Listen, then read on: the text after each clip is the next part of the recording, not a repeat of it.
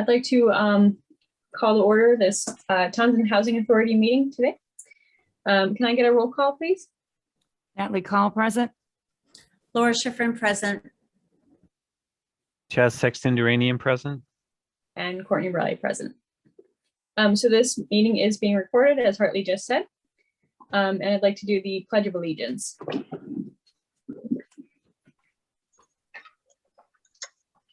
I pledge allegiance to the flag Of the United States of America and to the republic for which it stands, one nation, under God, indivisible, with liberty and justice for all.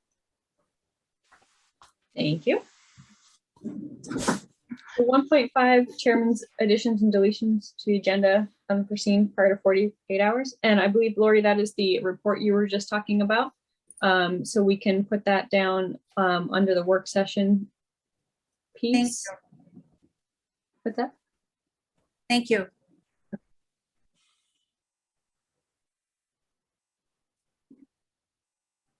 And 1.6 State Representative report, Jess. Thank you, Madam Chair. I have gone to a couple state meetings this month. One of which I think that I'll discuss more when Lori does her presentation, because a lot of the information came out there. Another one that I had gone to, and I had heard reference in this meeting to an MMBA letter that was sent out, and I forwarded it to the chair. I didn't have time to get it out to everybody else, but that's information that we can, if you can disperse, we can talk about it at any time, but it will go along with a conversation with the statistics that Lori had sent out. I also have been reminded by the vice chair that I need to start with the process to get reappointed in regards to the state position here. And I just wanted to get a verification from the board that if you are interested in me carrying on the state representative position, I'll go ahead and put the application through. If I may, Madam Chair. Yep. I'd like to make a motion that we encourage Chaz to please proceed with his application to be reappointed as our state rep. Do I have a second? Natalie, do you have a second?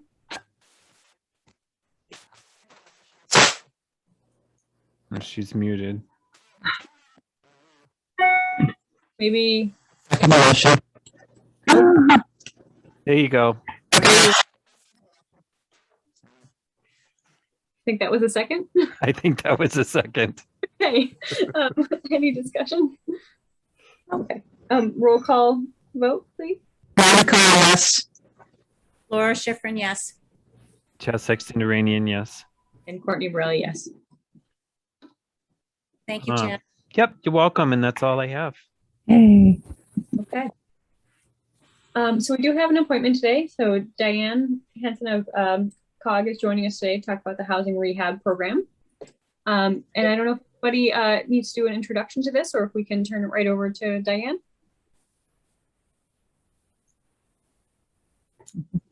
Nope. Okay, well, there were a few questions that were given to me ahead of time.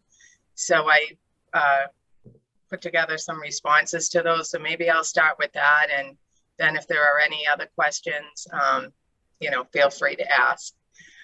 So the first question I got were, is there a standard that needs to be met to show need for the work? And the answer is yes. In order to be eligible, the property must have at least one building code violation for housing rehab assistance. The work performed under the program addresses violations of the building and sanitary codes. We just try to emphasize that it's not a home beautification program. So we don't put in new kitchens just because they're dated. We'd only do it if there was a code violation involved. Okay, so that was the first question I was given. The next one was, what can I get fixed or replaced under the grant? And so again, to reiterate, it is, the program is to make long-term code compliant home repairs, and that translates into safe and energy efficient living for the occupants. It'll increase their home value, hopefully reduce utility costs and maintenance expenses. The program will correct code violations and other deficiencies in accordance with the housing quality standards, which is, and also Article 2 of the Mass Sanitary Code and other applicable codes to residential buildings. And this is up to 4 units. So it's a, if it's a multi-unit home, we do cover up to 4 units. Typical repairs that are covered are roofing, electrical and plumbing upgrades, weatherization, structural repairs, lead paint and asbestos remediation, and modifications for handicap accessibility. Typically, the assistance is limited to $35,000 per unit when there is no lead involved, and $40,000 when there is lead or asbestos removal involved. We have had situations where we've gone above that amount, especially, you know, this past year with COVID. Everything's more expensive. Getting bids in general is more expensive. Materials, if any of you are doing any of your own home repairs, a lot of that's a lot more expensive, especially lumber and windows and that type of thing. But I hear the trends starting to stabilize, but it still is higher than it was, say, 2 years ago. The next question was, what is the application process? And basically, the property owners complete and submit a simple 2-page application in order to be added to the wait list. And then when their name comes up, we contact them. So when we came on board, we were working off of Massachusetts wait list. So we, you know, I went through and reached out to everybody on that list. Some people weren't interested anymore, variety of things. Some people just never got back to me, but that's where we got our initial list of people. So we've been through that list, and now, you know, through word of mouth, I tell homeowners when they come in and, you know, they're done with the program, you know, especially everybody's been really happy with the results. And I say, you know, if you have friends or family or neighbors that, you know, you think would qualify, you know, please ask them to reach out to me, and I can go through the program and determine if, you know, if from an income standpoint anyway, that they would possibly be eligible. So, so that's one way that we've done outreach. And I believe Veronica was going to put it on the website. And then there's copies of the applications with the clerk, with the building department. I have some in the treasurer's office and on the bulletin board outside the conference room. So, you know, possibly, you know, with any of your assistance, you know, we can get more people, you know, involved in this. Mhm. We are about 50% spent, but, you know, there's still funding to, you know, do probably about 8 to 10 more units, depending. Okay, the next question was, who does the application go to? Right now, where Carolyn had been out for a while, initially they were going to Carolyn, and then, or they could email them to me directly. But they're going to Jody right now. So if someone wants to hand in an application, they go to Jody, and then Jody scans it and sends it to me. Or if they want, they can, it says right at the bottom that they can email it to me directly.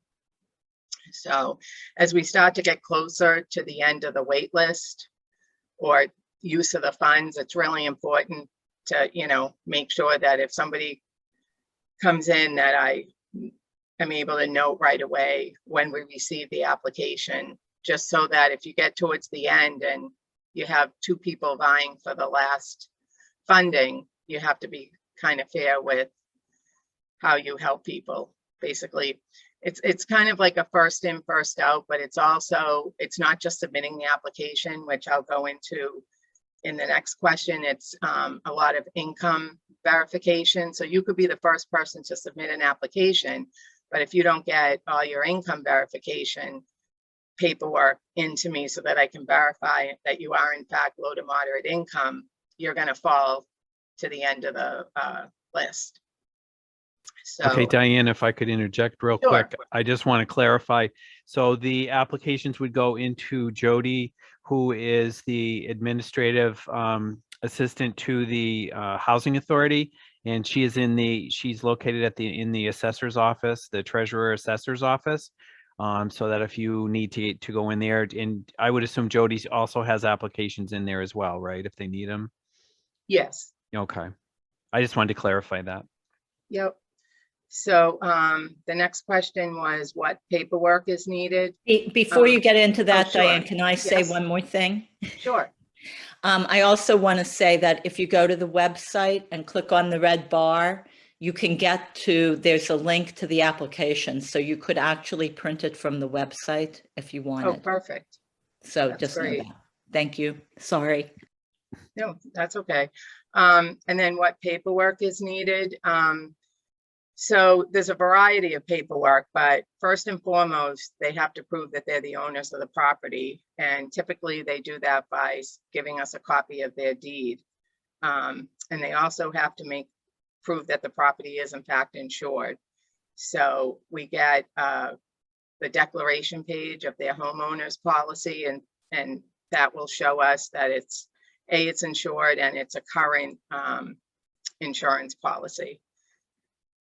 And another thing that we check is that the applicants have to be current on their all municipal payments. So any kind of taxes, property tax, excise tax, water or sewer, trash fees, whatever is involved that they pay to the town. I send a form over to Rebecca in the treasurer's office and she'll fill it out. And if someone isn't current, we don't just outright deny them, because obviously a lot of these people are, you know, potentially having trouble paying their bills, and that's why they're applying to the program. But so what we'll do in that case is if they, you know, work with the treasurer's office for a payment plan, and that's been established, then we'll allow them to move forward, even if they're not current. So that is something, you know, that they would initiate directly with the treasurer's office. And so the other piece, the big piece that takes quite a bit of time, depending on the situation, is the income requirements. And so that is providing proof of any kind of income you have, whether if you're working, it would be 8 weeks of pay stubs. If you're retired, Social Security, pension, any kind of dividends that you get for stock or whatnot. 2 current months of bank statements. And when we're looking at the bank statements, we're looking at 2 things. Interest, because interest, you know, we don't penalize people for having money in the bank. That's not the intent. We just need to know how much interest they're getting. And also we have to look through all the deposits. So if it's a deposit and it's very clear it's unemployment, or it's a payroll deposit, or it was, you know, a tax refund, that stuff is pretty easy to tell when you look. But if it just says generic deposit, we just need to verify where that came from. Some instances they're transferring from savings to checking. We can easily track that if it's through the same bank. Otherwise, we need to know. And it could be I had to borrow $1,000 from my brother-in-law because I couldn't pay my bills. That's okay. We just need that. We just need to know that. We need to know that you don't have eBay or some kind of a thing going on the side where all these deposits are coming from, because that is included as income. So let's see. And in order to be eligible, the next question was, what are the income qualification guidelines? And basically, to be eligible, their gross income cannot exceed 80% of the median income for the area. So I can just give you for, a quick, and they're pretty generous, relatively speaking. So the high, there's 3 different levels, and these come directly from HUD, but the high, for example, for a family of 2 is $80,850. For a family of 4, it's $101,050. So that's the high end. So everything considered cannot exceed that. So, and that's based on all everybody that resides in the household. So if it was a husband and wife and 3 children, and they're all under 18, or the ones that are over 18 are going to college full time, then it would be, for a family of 4 going back, it would be $101,050. So if you have adults living in the home, so let's say it's, 2 adults own the home, and there's a nephew that's living there full time, even though he's not a direct blood, first line blood relative, if he's living in the household, then his income would be included. So that would become a family of 3. And for that, it would be $90,950. So it's everybody that resides in the household is how the income's based. Let's see. And then the next to the last question was, what is the timeline, for example, application, estimates, and completing the work? Especially given that the grant is extended only to the end of December. So this isn't a quick, easy answer, unfortunately. The process is really dependent on the applicants and the timeliness in which they respond. So, for example, I had like an emergency septic, and these 2 older women came in, boom, got me everything within, a day or 2 after our initial consult. That was great. I'm able to, move forward with them, and now we're in the process of securing a septic design and so forth. I have another one that's very complicated. Lots of deposits. No one can seem to point me as to where they're coming from. So a lot of that, you have to do more detective work and spend more time. So sometimes an income qualification can go really quick. Sometimes it's very complicated. So that's one thing. Let's see, and then, and then they've got to make, if it's a full case, so there's 2 types of cases. There's an emergency where if you had like a failed septic, that would be considered an emergency. If you had an active leaking roof, that's considered an emergency. If you had no heat, that's considered an emergency. In those cases, we don't do a full project on them. We just address the emergency. So we wouldn't take into consideration the lead paint aspect of the project because the way that the rules are written by the state is if we do an emergency, we just address the emergency issue and that's it. But, getting them to, have the lead inspection and then possibly relocating, depending on how much lead is found, that can take longer in a project as well. Diane, can I? Oh, sure. You had mentioned that we're running kind of at the end of this year, kind of the end of this program. Does that mean that applications have to be in by then, or does that mean that the work has to be completed by then? Well, this is just, so when you extend a grant, you're able to extend it typically 6 months at a time.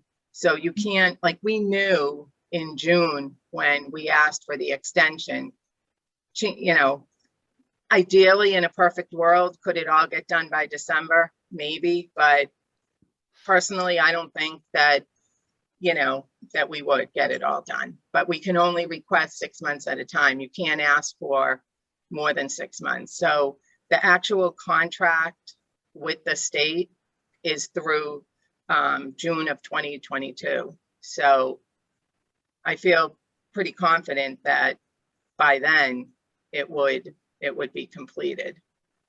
But like I said, when we ask for an extension, we can only ask for 6 months at a time. So I wouldn't get hung up on that date. I mean, obviously, just because we know potentially we have until June of 2022, that's not going to prevent me from working any less diligently to get it completed sooner, because, you know, you run into the winter and things obviously slow down. Then interior work can be done, but you're not painting the outside of a house, or, oh, you could be doing a roof, but it's still, you have to be careful of the temperature. So, you know, a lot of times the work slows down in the winter months, depending how bad a winter we have. Yeah, I'm mostly wondering because I know contractors right now are completely slammed just in terms of actually getting, you know, if we have an application and actually finishing that work by a certain time, I think right now could be difficult. So that was my. Yeah, well, our contracts read that they're supposed to get everything done within 60 days. So we don't want a contractor to come out and bid just to say he got the job or she got the job, but, you know, they're like, well, let me finish this other job I have that's bigger, or, you know, I can make more money on, or whatever. We kind of hold them to completing it within 60 days. We want them to come in, start the work. It's, you know, it's the right thing to do, to be fair to the homeowner, to be fair to the program. So the contractors that we vet for the program understand that. So, but you're right, you know, you don't want someone that wants the job just to have it in their back pocket and then work on it when, you know, they have extra time. We want it to be their priority. Thank you. Yep. So anyway, so then the last question was, when am I in the town hall and how do I make an appointment? So I've more or less been there on Tuesdays. Bill schedules are due on Tuesdays, so that's usually a good day for me to be there to make sure Lee gets what she needs to invoice. I also have an accounting system on my end, so when the stuff is invoiced, I need to get bill payment details so I can update my system that says, you know, I submitted these invoices on behalf of these contractors. They were paid. Now I have to update my system. What was the check number, the check date, all that. So Tuesdays seem to be a good day to be in Townsend. So if I have a reason to be there, like I'm meeting with someone, or I have bill schedules to drop off, I'm typically there on Tuesday. Not to say if somebody couldn't meet on a Tuesday, that I would be flexible to meet them on a different day, but that just seems to be a good day to come to Townsend. Townsend Tuesday, I call it. So anyway, so that's kind of all I had based on the questions that were submitted. So if you have any questions or comments, I'd be happy to take them.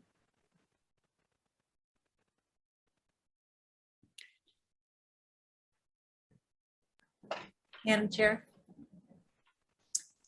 Diane, I think it was great that you met with us this evening and went through the qualifications and the process for our residents who may view this video.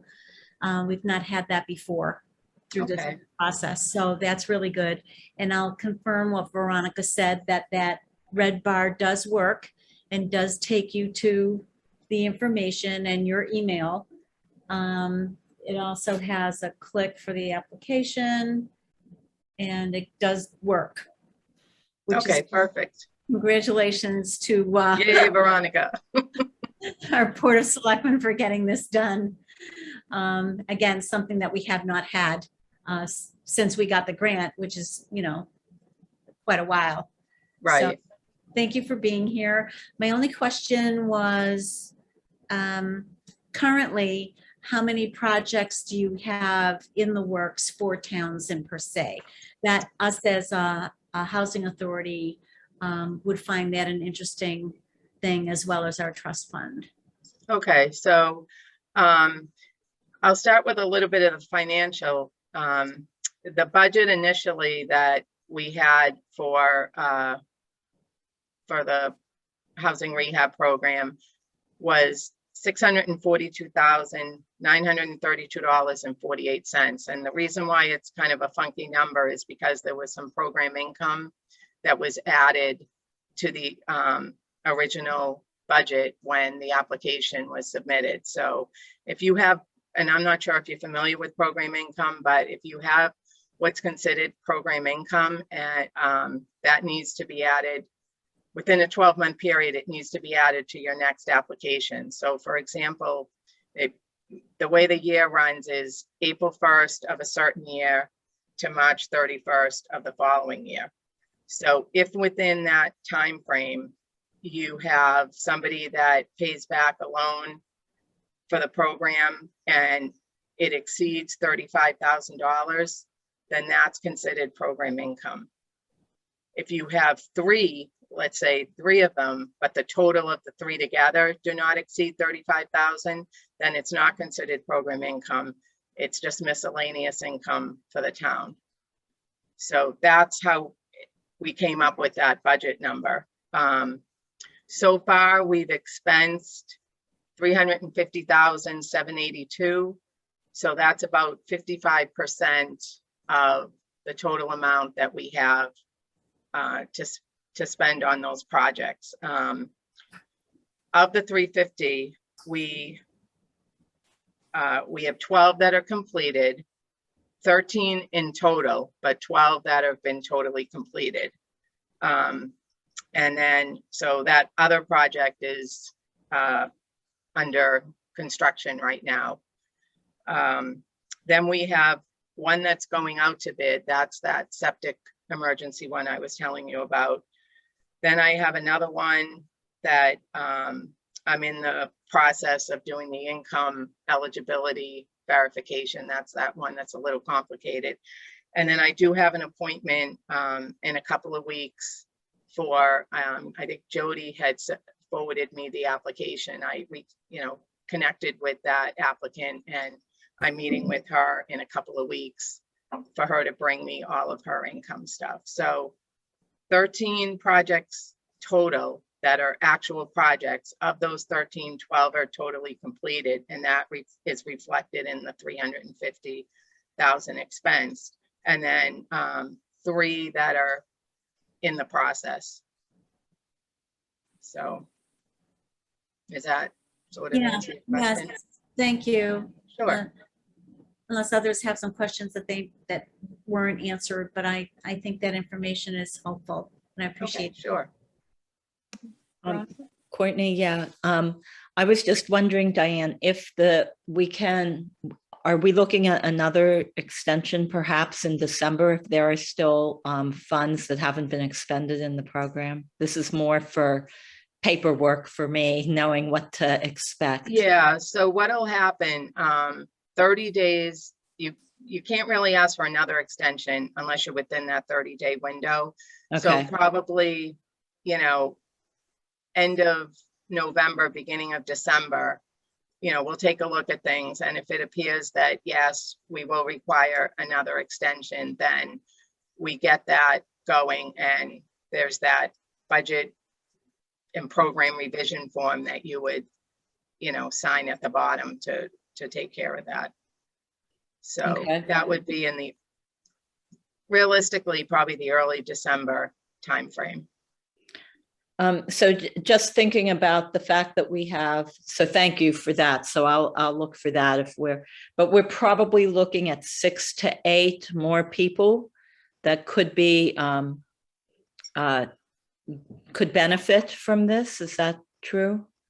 Yeah, so, I mean, in a perfect world, 350, I think we've got like, we've got about 300,000 or so Okay, to spend. so maybe 10 if it's 30. Yeah, I mean, 10, if they were about 30,000 a piece. Okay, I've had, it's run the gamut. I've had them with the lead be over 40, and then I've had them without lead to be like 15 to 20. So it kind of depends on the property and the, the repairs that are needed, but you could probably safely say 10, rounding it around 30,000 a project. Some will be higher, some will be lower.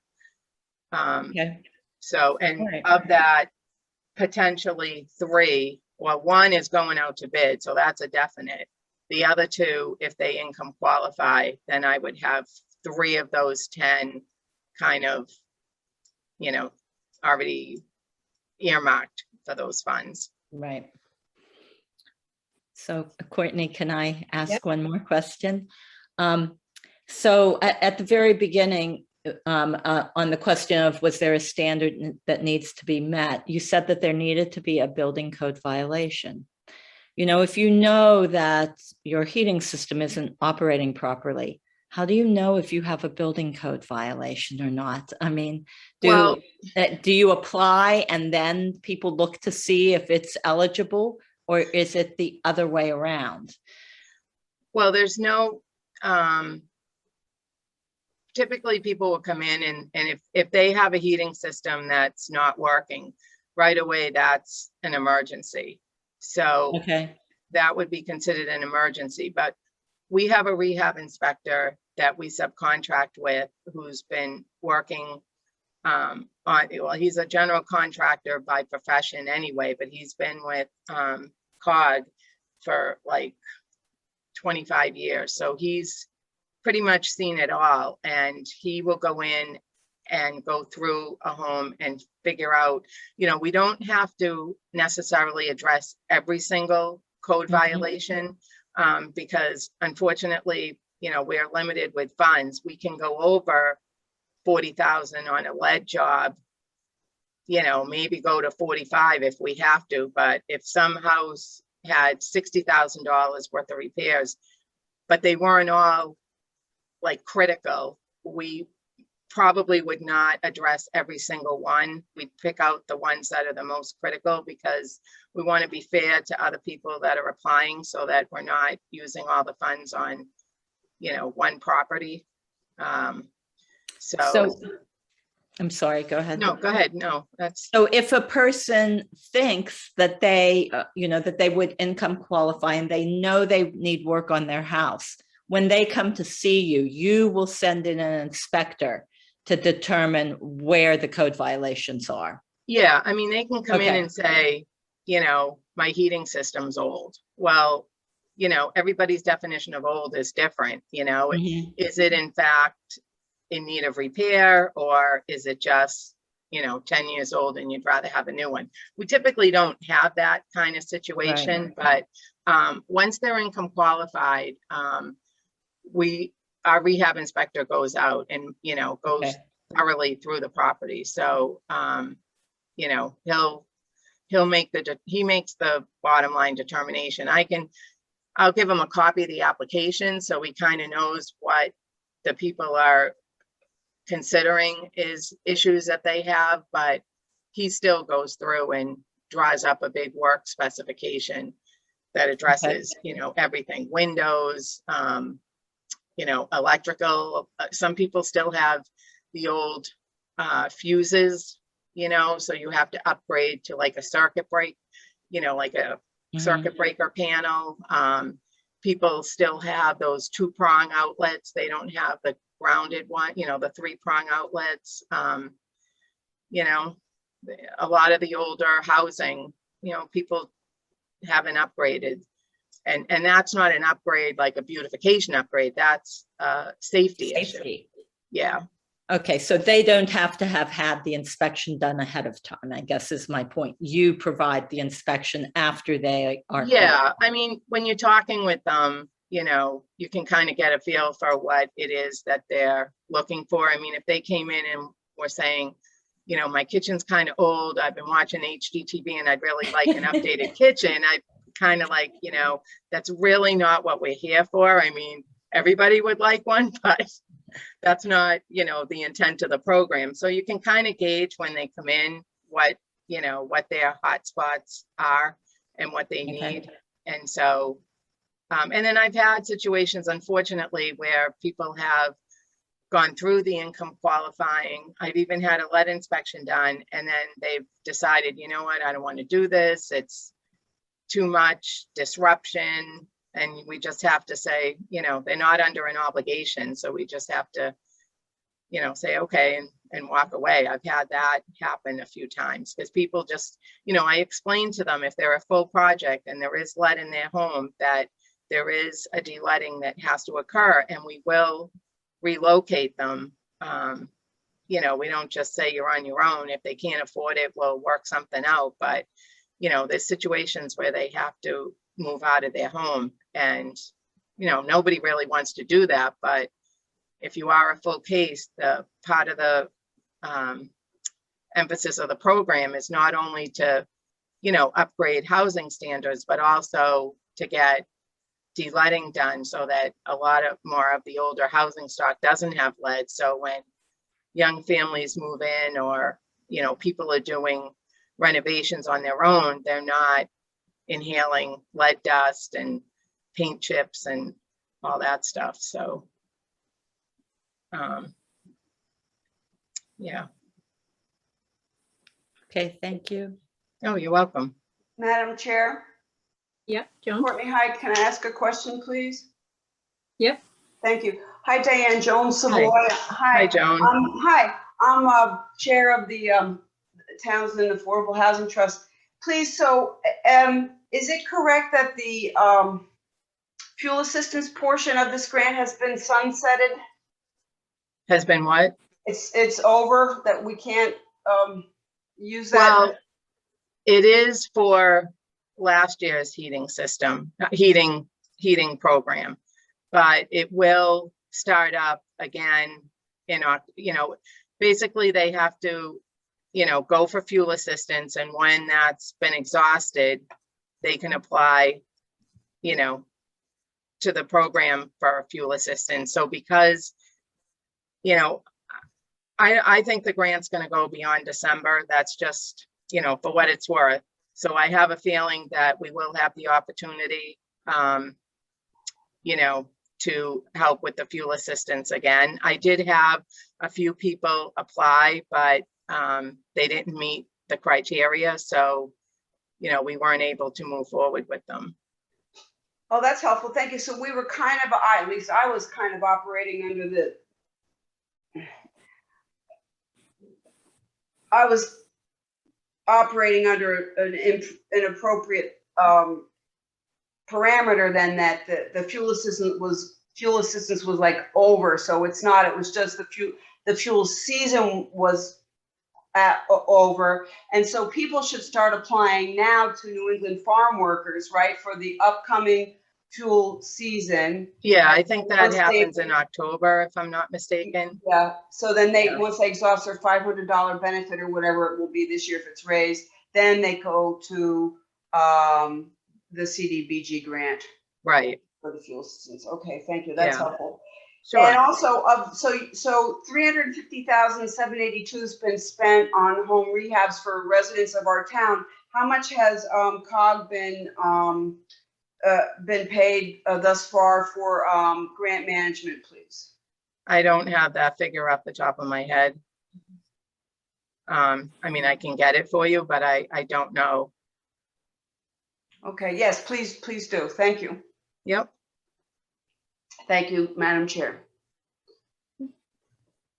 Anybody else got questions for Diane? I don't have a question. I guess I have a comment. I want to thank Selectman Kell for putting that on the website. I think that's really important. I also think we need to renew our ability to push for the fuel assistance as well, along with the housing program. And that would include, I would hope, getting some information out on social media if the chair approves on that. So I would be more than glad to put something together and send it over to the chair, have it approved, and then we can post it in the local social media sites if you so please. I think that would be great. I'll make that motion. That Chaz create a document to post. I'll second that. Perfect. Roll call vote, please.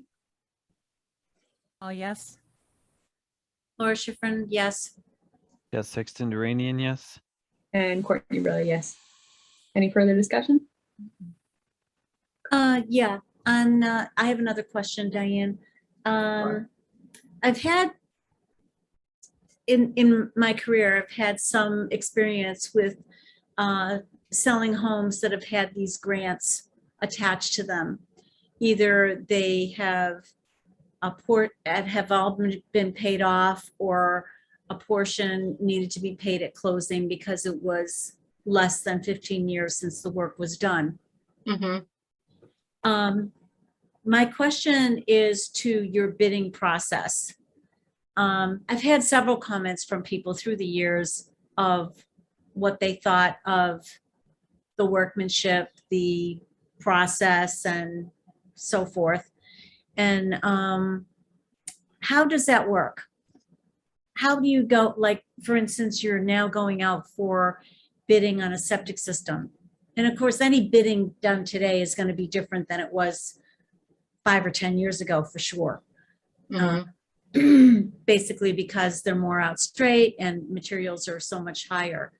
By more out straight, I mean the contractors are out straight. So what is the process? Where do you go? Will you be looking for local contractors? Is it all done? I understand that your general contractor or the inspector is from the Fitchburg area. Is that correct? The one that works for COG, or? Your inspector. No, he's not from Fitchburg. Where is he from? He lives in New Hampshire. Interesting. Okay, so who does the bidding process and who makes the selection? Okay, so Dawn does, all of Massachusetts. So it's not like we have a rehab inspector just for, I don't know, what you considered Central Mass. I'm not really sure, but, he does the whole entire state from down the Cape to, whatever is the most Western community that we serve. But so when he does the work write-ups, he also puts together an estimate, and he has a very good idea of what stuff is supposed to cost. So when the contractors come in and they do a walkthrough, they get a bid sheet and they get the work specs at the time of the walkthrough. So they meet at the property, they go through, Dawn shows them everything that is on the work spec, which needs to be done. They walk away with the bid sheet and a package that they have to fill out if they so choose to bid. We usually give them a couple of weeks, and then they will send us a sealed bid, and it has to be by a certain date. Usually it's 2 weeks after the bid walkthrough. And then I'll sit down in the presence of a witness. Usually I was using Carolyn. I'll usually have whoever is available at town hall that can witness it. And I'll open the bids and we go with the lowest qualified bid.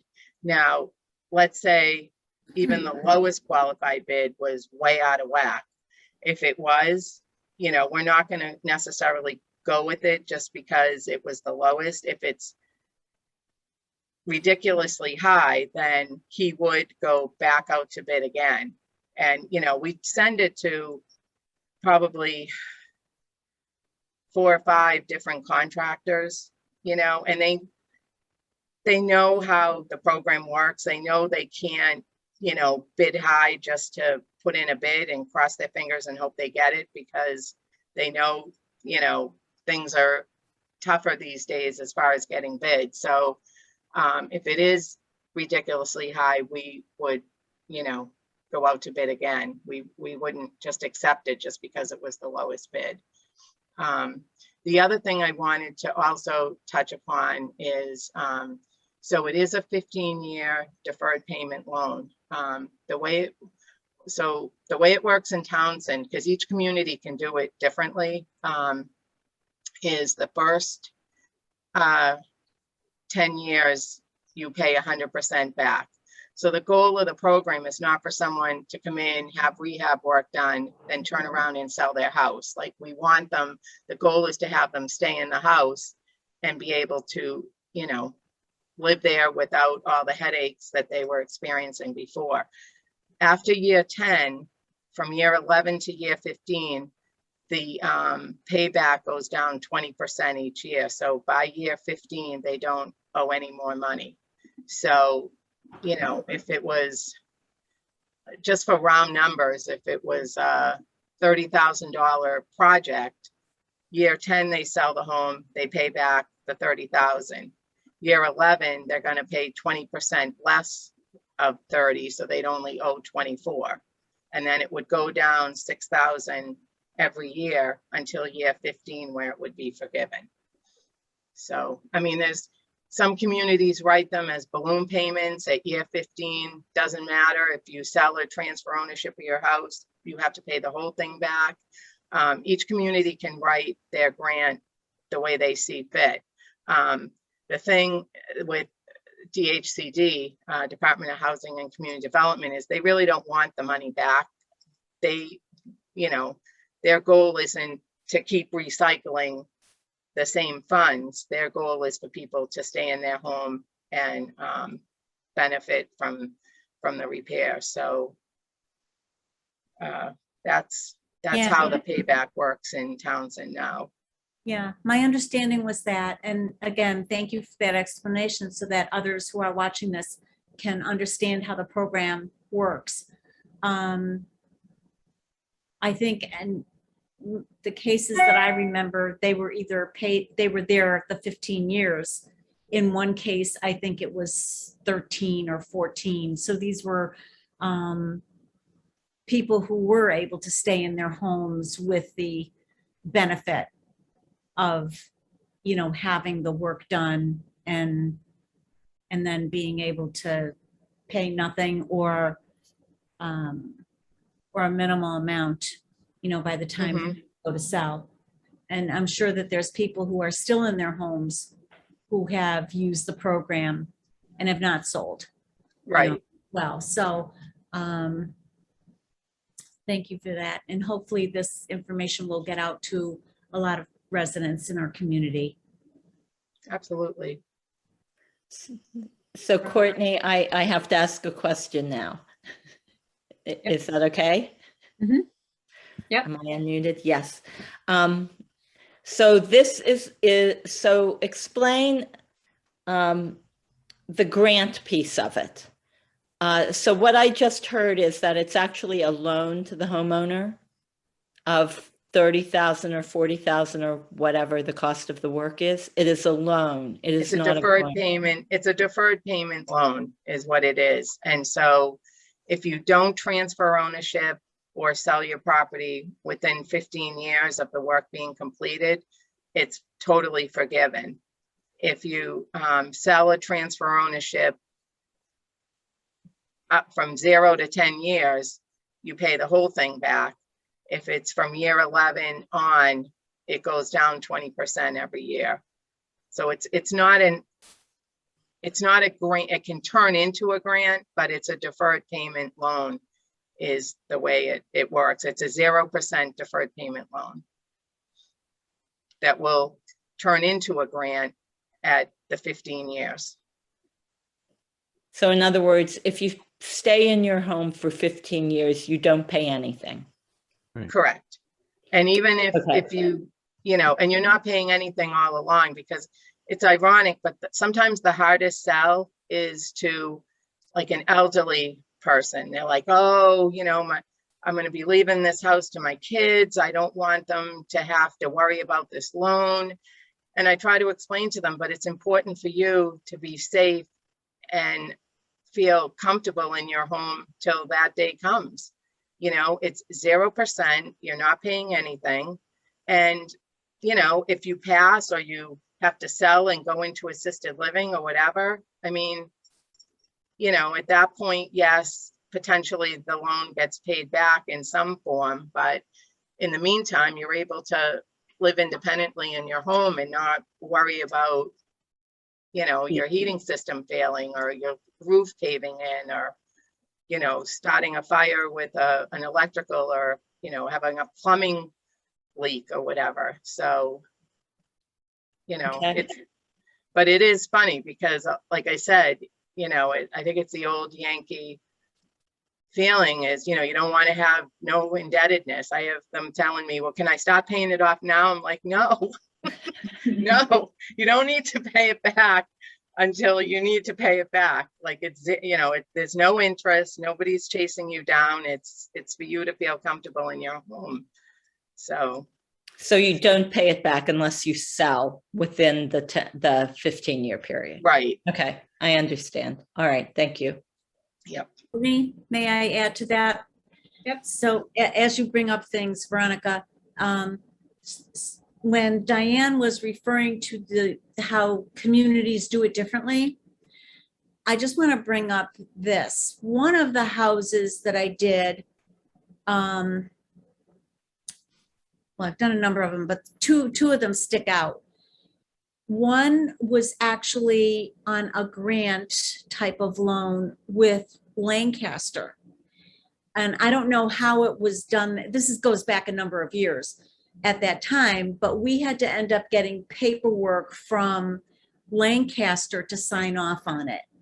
When I did a more recent one, it was our own town administrator that had to sign off on it. So can you explain how our Board of Selectmen should be handling this with a town administrator? Or, I mean, I had to find all this out because I was a real estate agent, you know, involved in these transactions. But I think that our Board of Selectmen should understand that this is a piece that is decided upon by the town, as you said. So what is it that they need to decide, and how is it that they go about this? To my knowledge, it is this 15-year, and at 10 years, you know, there was some payback, but if they were there for 15, you know, they didn't pay back. And if it was, like you said, the 11 to 15, that was prorated. But what are the options? Is this the best option for somebody who's getting this deferred grant loan, or are there other options that the Board of Selectmen have to consider?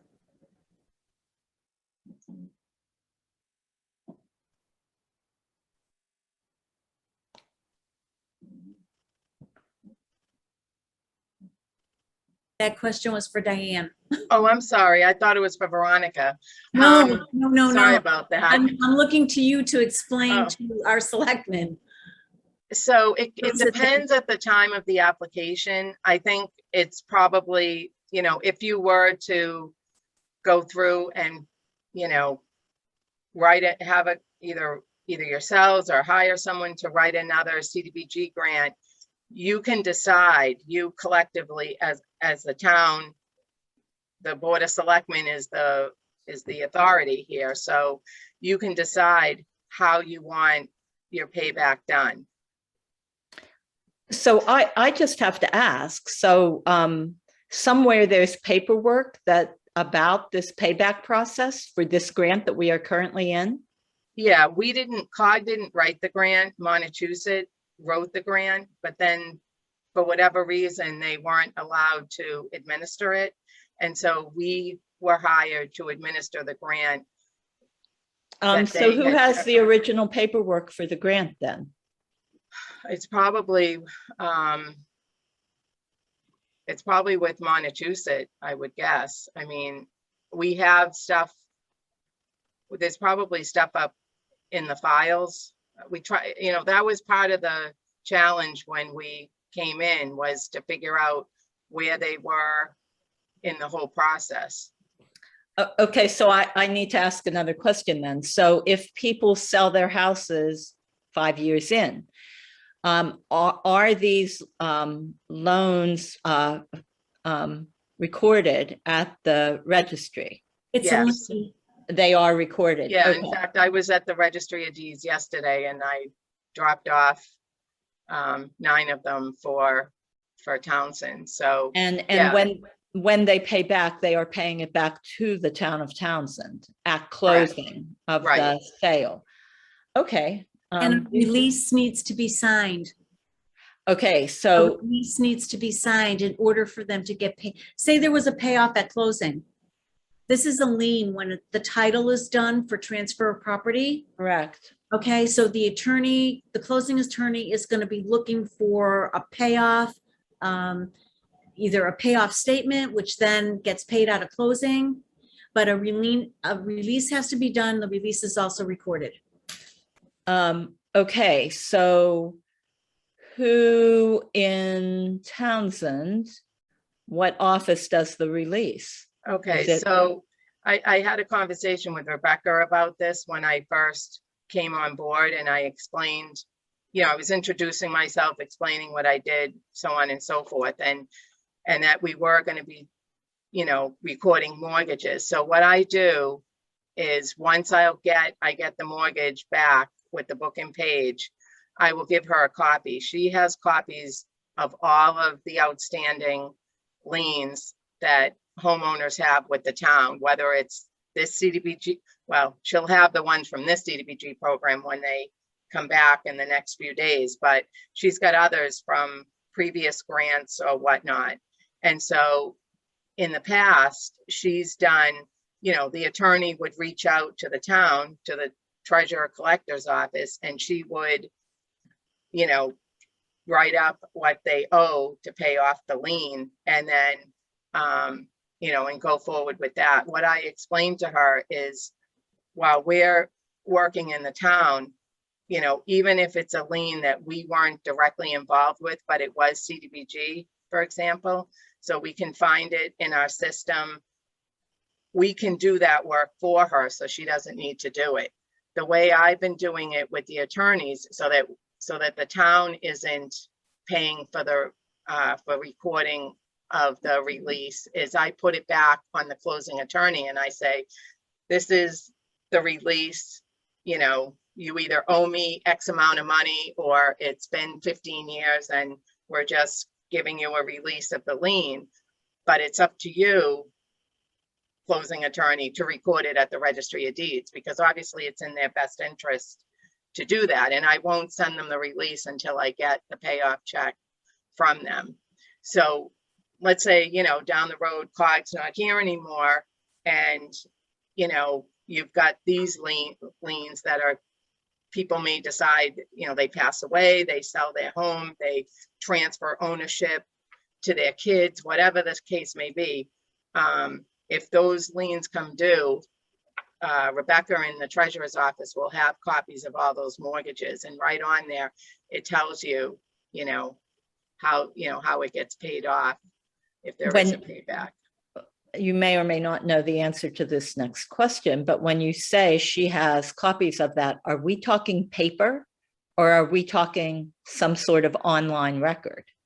I'm not sure. The impression I got, I mean, she could have both, but the impression I got is she kind of pointed to a file. So I'm assuming she has it hard copy, but that was just my assumption based on our conversation. But she could have it electronically as well. I don't know, but I have everything online anyway. So, I will probably give her the hard copy of the mortgages. And if she wants me to give her electronic copies, I can do that also, whatever she wants. Okay, Yeah. I am curious where this process is recorded for the town, so that if something were to happen and Rebecca wasn't there anymore. Is there someone else that would know how to do it? And that's a process question, not really a question for you, Diane, Yeah, just a process. I'm just curious how that works, because I would think it would fall on the treasurer, but that would just be my guess. You know, okay. If I may, Courtney? Yep. Okay, I'll lower my hand. I was playing with the hand. Okay, so I'm trying to remember, and this is something that you can look into. Jody, is Jody on? Between Diane and Jody and Rebecca, I seem to remember that when I did a couple of those, when I did those listings and received a copy of the tax bill, that there was a note on the tax bill about a betterment. Now, it wasn't a betterment, but it was called that, because I remember asking the question, what's this betterment, you know, on your tax bill? And it wasn't anything that I don't think it was anything that they were paying, but it's a question you should ask. How is it recorded on the tax bill of the property that got the grant? Or not the grant, but the deferred loan? Okay. Because there is a way that they keep track of it. there's a And- lot of different programs out there as well, though. Just not yeah, every there's one. deferred payment loan necessarily is a CDBG grant. Like there's one, just FYI, there's one applicant that I'm in the process with now that had one, because when you mentioned Lancaster, it struck a bell with me. So they had to get the let out loan through Lancaster. And so, and theirs is coming up, you know, it's close to the 15 years because, you know, they happen to mention it. Unfortunately, it was kind of a sad situation. Both of their children, I mean, now they're adults, but both of their children got lead poisoning. Oh.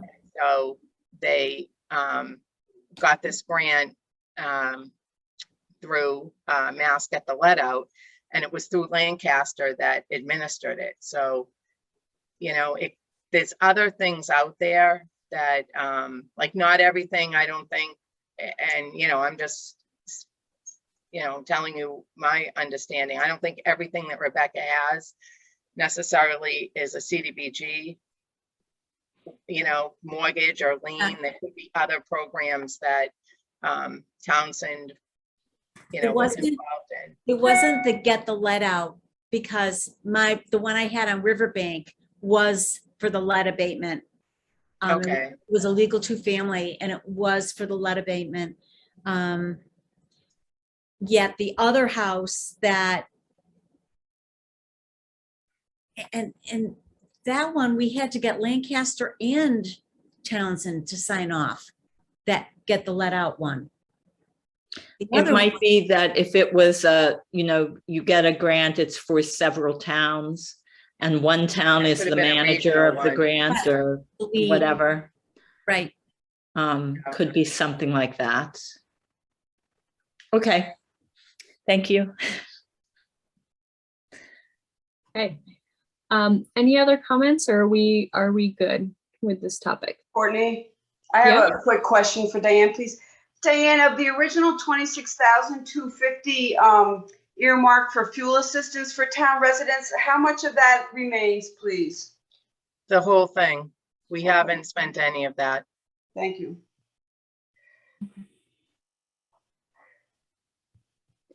Okay, well, Diane, thank you so much again for being here. Appreciate the You're time welcome. and the explanation.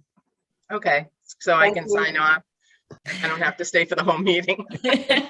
Whenever you go. Okay, well, nice to meet you all. Hey, Thank thank you, you. Diane. Good night. Okay. Any other comments before we move on? Everybody good?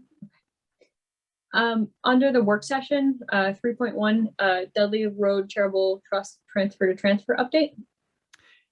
I have a meeting on Tuesday with town council. And town council has submitted my request to a real estate person that's in his office. And if he had any questions, Adam had told me that he'd be giving me a call, but I haven't heard from him. So I assume I'll have an update, a full update for both the 3.1 and 3.2 at that particular time. So Okay. we can, I guess, keep that on there for our next agenda.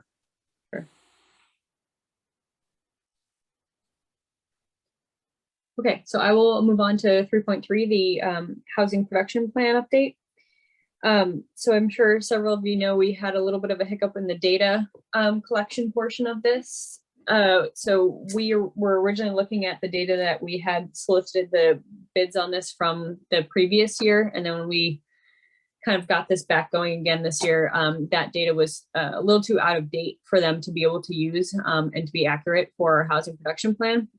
So we reached out, I think, to MRPC as well, Jody, and they just didn't quite have the time to be able to dedicate to collecting our data for this either. So we did go back to Goldson and ask them basically to give us a price in order for them to collect the data that's needed to complete this plan. And so I actually just got that in this afternoon. And I had to talk her down just a little bit on that so that we could stay under the 25% so that we could kind of amend our current contract with her. So she is for $4,500 going to be collecting the other data. One piece to that is that she's looking to incorporate the new census data, which is supposed to be coming out at the end of September. So she has requested to kind of push off our original September update to the October date. So basically the data collection portion will push out our original schedule with HPP for a month. Yeah, which is, I think that's awesome. So I'm glad we could work that little hiccup out. Yeah. So if you are okay, and you can, I guess, make a motion to let me proceed with that amendment to their. I'll make a motion to proceed with the amendment to have the current data included with Goldson. Is it right? Yep. Correct. I second the motion. Thank you. Roll You're call welcome. vote. Roll call. Natalie Call, yes. Laura Schifrin, yes. Chad Sexton Duranian, yes. And Courtney Royal, yes.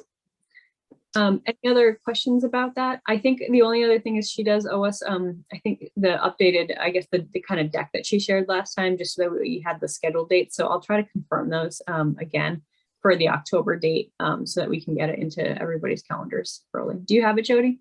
I don't, but I wanted to ask about, since we're moving dates around, Beth asked about setting up the joint meeting with planning. So should we be trying to push that off to October as well? I think it's going to take that whole like schedule and shift it by the month. So yes, I think it's going to, Jody. So let's, Okay. I'll request that from her again, that schedule with the updated dates, so we can try to coordinate back around those with the Okay. joint. May I ask what was the planning board looking for with a joint meeting? That was what Jen had requested at our last, when she did that presentation. She said she wanted to get us, as well as the trust and planning together to get everybody on board, I guess, basically, and explain. Well, let Okay, I just want to throw out there too, Jody, is that I know that the planning board is working on the master plan portion of it. I'd like to be able to possibly get the housing chapter from the master plan previous to us meeting with the planning board, so we can include that in our conversation. Okay. Because I think Goldson should be able to have eyes on that as well. What do you think, Lori? Well, did we not didn't the Housing Authority get the updated chapter from Beth from the planning board? Because we had that work session. The planning board had 2 work sessions, and we reviewed all of the chapters that was sent to us, as well as made notes in those chapters for what we saw as not corrections or edits, but our comments Yeah. put in there. And each of the departments for the chapter that we reviewed was to be sent that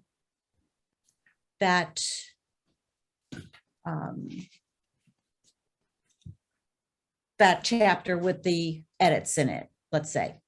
So Jody, did you get that from Beth for the Housing Authority?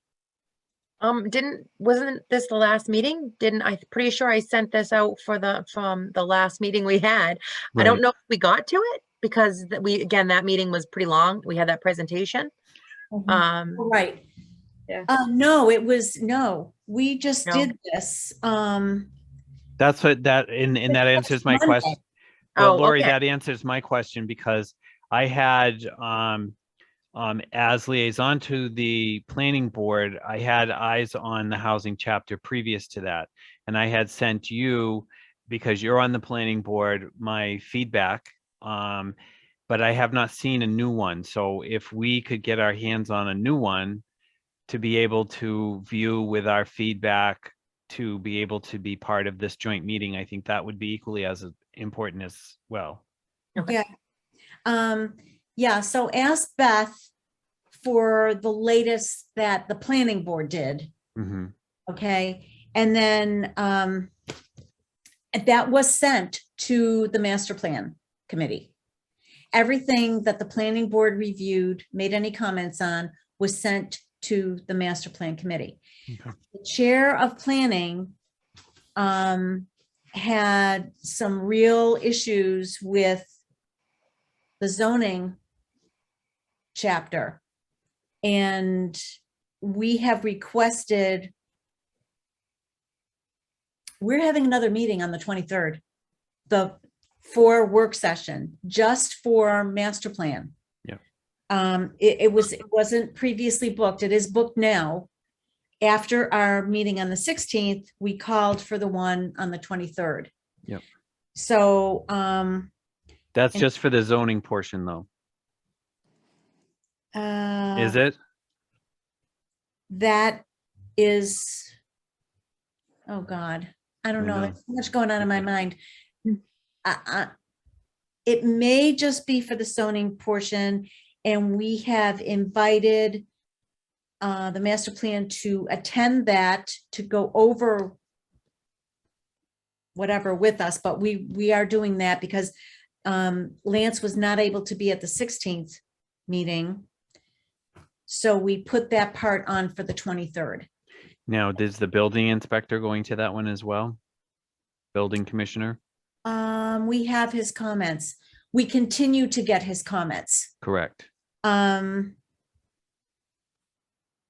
I'll bring that up to Beth again.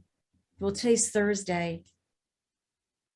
I'll send her a note to ask her to ask Eric if he wants to attend, but his comments continue to come in. So those will be discussed Monday night. If not just by the planning board, certainly we invited master plan to be there. They are meeting at 8:30 tomorrow morning. And, you know, nobody could really guarantee that they were going to be there. So, I mean, I may try to, even if I'm Well, just, then may I suggest that, Madam Chair, that we try to probably coincide with the planning board's first meeting in October for this? I can see if she can do that. I think originally she proposed, it was I think she said on the 20th or 21st of October. So I don't know if they'll have enough. I'll say this, I guess, I'm not sure if Goldson will have enough data ready and their presentation ready to share with us in the early October. It sounded like it was closer to later October, but if Okay. this is a priority, I guess, for us to meet on the housing chapter. Yeah, that's what I want to do, the housing chapter. And I think that Goldson needs to be a part of that discussion just for, Right. So what she had said was, she had originally said Wednesday, October 20th, although we usually do Thursdays here. That was her date that she had given back to me for when they could meet again. And just looking back at my notes from last time, it was the first meeting, which would have been on 9/20 Right. with planning. So it Yeah. does move it a full month back. So I guess I'm just concerned that early October, she won't have, we may have scheduled or scheduled 2 meetings with her, I guess, in October if we wanted to try to address the master plan issue. before. Right. So then should we split just do the master plan 1 meeting and have another one? Right. They would both be joint in that case then. Yeah. Mhm. And I don't know what we had in our MOU. But would Golson be able to do? You know what I mean? I don't want to add something to their plate since they're being so lenient with us. Yeah. And honestly, I think if they attended another meeting, they may. Want more money. Exactly. Yeah. That's what I'm trying to avoid. Yes. Yeah. Okay. So Or they I might think, do a better job by getting more information. yeah, which is true, but it's still more money. I spent an hour and a half of my time with them, taking them around town. And I also sent them MLS data for the last 5 years of all the various different properties that sold, meaning singles, multis, all the rentals that happened, all the land that sold. I sent them all of that. The information that I sent them had bedrooms, baths, days on market. It had all of that. And then Barry said to me, well, it isn't the format that we usually get it in. I'm not a tech person. I just run the reports.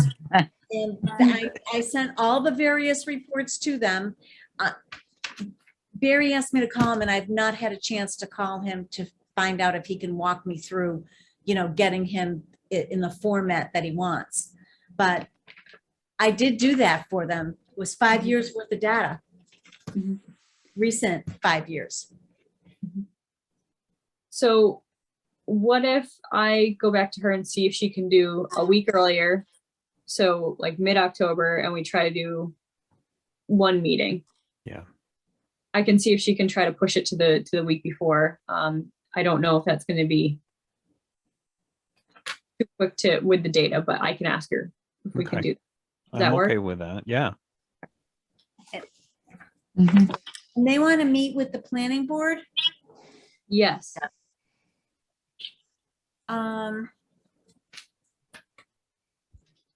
Beth had said that the planning board gave me a couple Thursdays that they were willing to meet, but I'll just let Beth know. I'll wait to hear from you, Courtney, and let them know it's going to be October.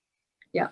So, I mean, the planning board knows this is coming, and hopefully they will be flexible with us to see, what dates work for the most people, kind of a thing. Mhm. But I'll wait to hear from you, Courtney, and see how to proceed with the scheduling. Okay. Well, we usually meet on a Thursday, which no other board tends to meet on the Thursday. So, I Yeah. mean, if they have openings, I think that would probably be better for us if they could come to a Thursday meeting. And that's what Beth had said, that the Yep. Thursday would probably work. Yep. And she, like I said, she'd give me a few in September before things got moved back. Yeah, good. So Okay. right now it'd be targeting the 14th, right, of October, if we Okay. stick to Thursday, if we can get her to commit to that. Yep. Well, that was very nice that we just did 3.3 and 3.4 all in one fell swoop there.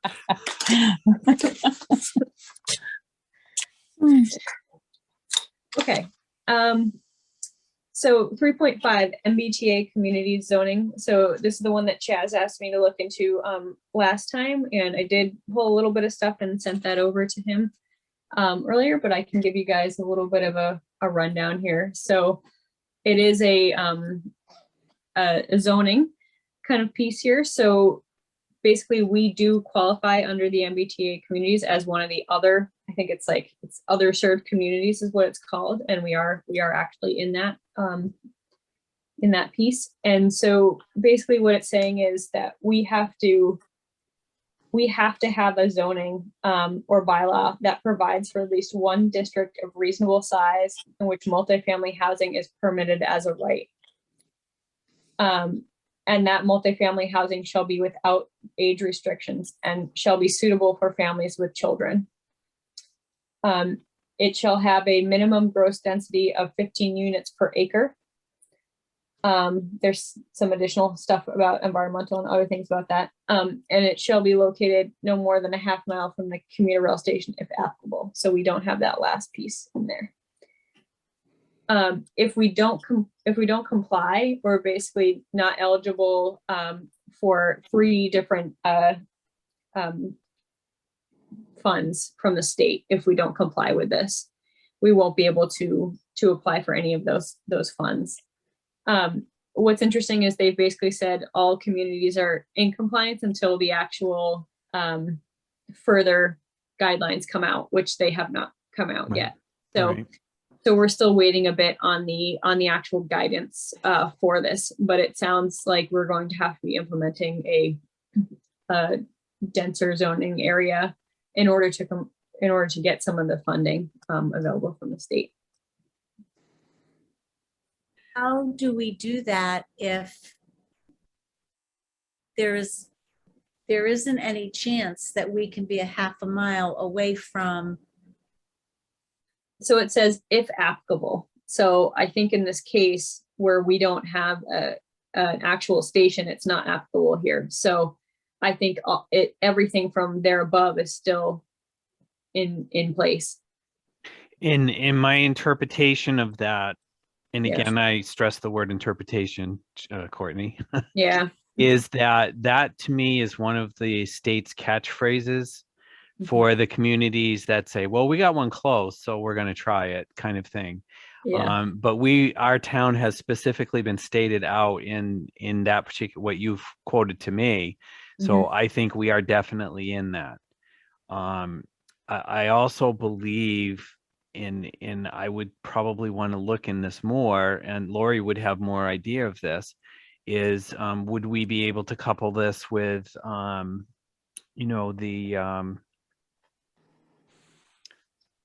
the 40 Ds that we were looking at, 43 Ds that we were looking at. I think that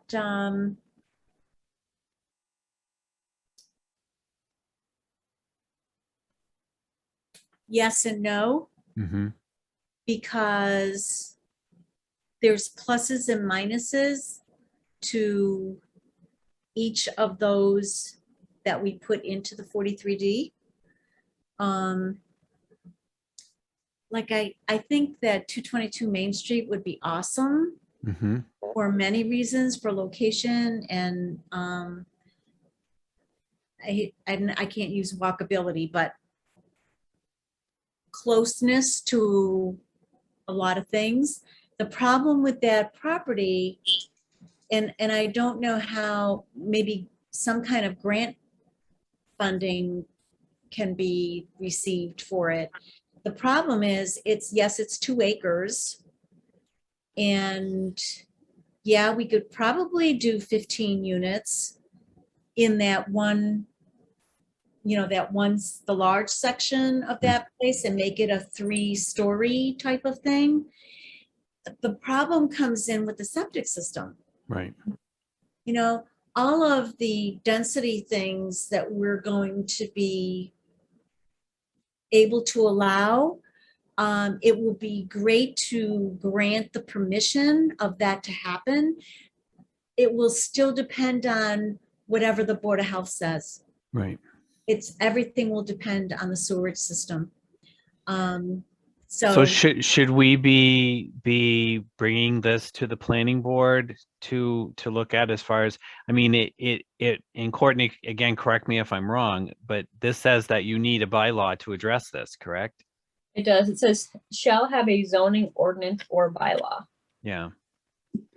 So it's an interesting thing though, like of reasonable size. That one to me is kind of a funny, what does, well, that's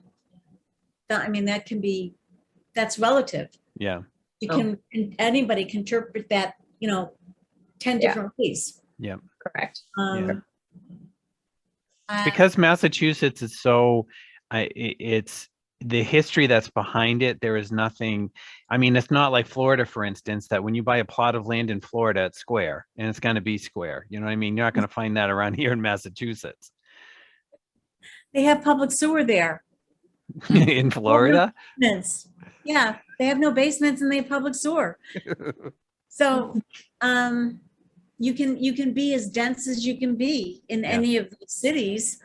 But we have that stipulation here. I think that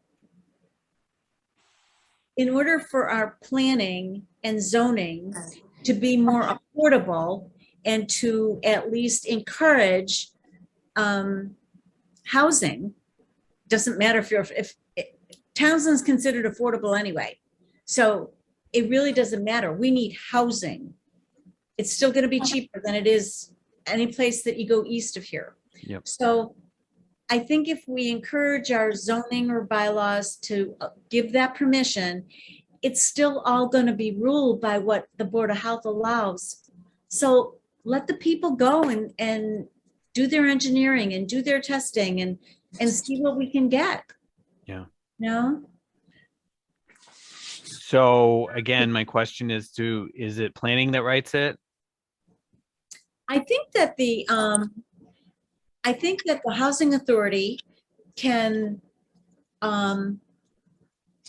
request to the planning board, make a motion to send to the planning board to institute a bylaw that will allow the town to comply, to be eligible for this grant that Courtney, you referred to. Yeah, So I was gonna say, I guess my question is it really like right now it's making them aware of it until we get the further guidance? Because it sounds to me like until we have that, we can't request specifically that we write something until we see the additional guidelines. well, here's what I'll go back to the original concept of trying to have zoning that is encouraging development. We don't do that. As a town, we don't do that. And we should be doing that. Now, it doesn't hurt the town if we encourage this to happen because it's still all subject to Board of Health regulations. Right. So I think it's imperative that we start getting the verbiage on the books so that it's there. It's whether or not it meets the guidelines of this MBTA. Yep. Okay. And I'll say, I agree with you 100%. And this is the same way that the planning board, when I was on the planning board, we had the marijuana referendum. Okay. We had to write a bylaw. So we wrote one set of bylaws that was for it and one set of bylaws that was against it. Whatever way that vote went, those were the bylaws that we went with. And I agree 100% with Lori that's why I'm thinking we do need to put it in front of planning so that if they want to be able to write it, to get it written or to get it in the process of writing, because we all know how long that process takes. I think that by the time when they come out with these as described rules and regulations, that all they need to do is plop in the right verbiage and then put it to town vote, because it needs to get in front of town vote. And I want to be A, compliant, but B, that's going to help us out with housing here in town. Yep. Okay. So I make that motion. And I second it. Roll call vote, please. Natalie Cole, yes. Laura Schifrin, yes. Chaz Sexton Duranian, yes. Any discussion? Courtney, Yeah. how do you vote? Oh, Courtney Rell, yes. Forgot that. For the part. record, for the record. So Yeah. for the discussion, I would send that to planning. We have voted it. And I think it behooves us to do that as the housing authority, Yes. okay? To give direction to the planning board that this is what we need as a town. Yes. And now it's the planning board that's going to have to address it or should address it. And I think Jody, if you get that motion over to Beth, it may not get on our work session on Monday, but it certainly would be on our first regular meeting after that. Because we're, working on master plan, Right. the 23rd. But, we have to start somewhere. Sometimes I feel like, and this is true of housing, you're on something for years and years and years, and you get used to just getting the same work out of the way, and you lose sight of some of the stuff that you should have done. And I feel like this is one of them. Maybe it was because being on planning, we always seem to be more reactive to what's in front of us rather than proactive for the future. Right. And that happens when you have elected boards that are volunteers, and the staff people can just do so much, yet we're the ones that are supposed to be making, the recommendations. Well, I see if you look at the land use, the way the town has it set up, I feel that the zoning board is more of a reactive board, because they're reacting to, people that are looking for easements and all of that other kind of stuff. And I see the planning board as the proactive portion of it. And I'm trying to get the proactive part kind of primed here, because we need to be moving forward. My ultimate goal, I would like to be able to see us start marketing for small businesses and to start really working on our economic development, and that with economic development, we need housing, and we are housing, and we've been trying to get something in a couple of other areas in town.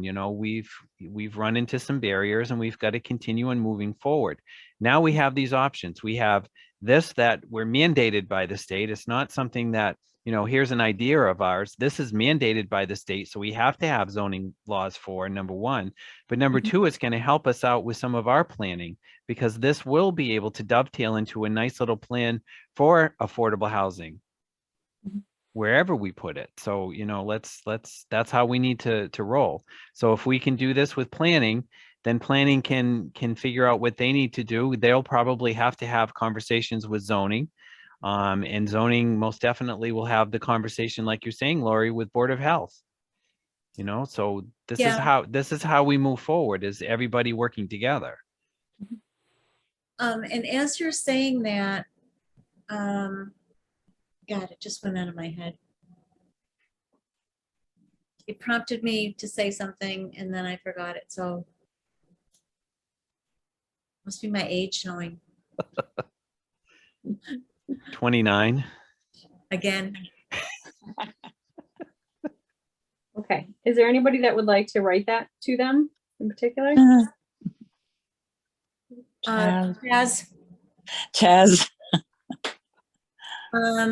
and just, Courtney, if you could give him the verbiage that you were looking at, because that's what will be incorporated to send to planning. Yep. I think I got you most of that, Chaz, but if you need anything Yeah, else. no, I can use the tape here. When they get it up on YouTube, I can use that. Yep. Okay. And I have the actual document too, Okay. I think, Okay. that I can send to you. And then Chaz, would you send that motion to Jody? I will do that. Send it to Beth. Thank you.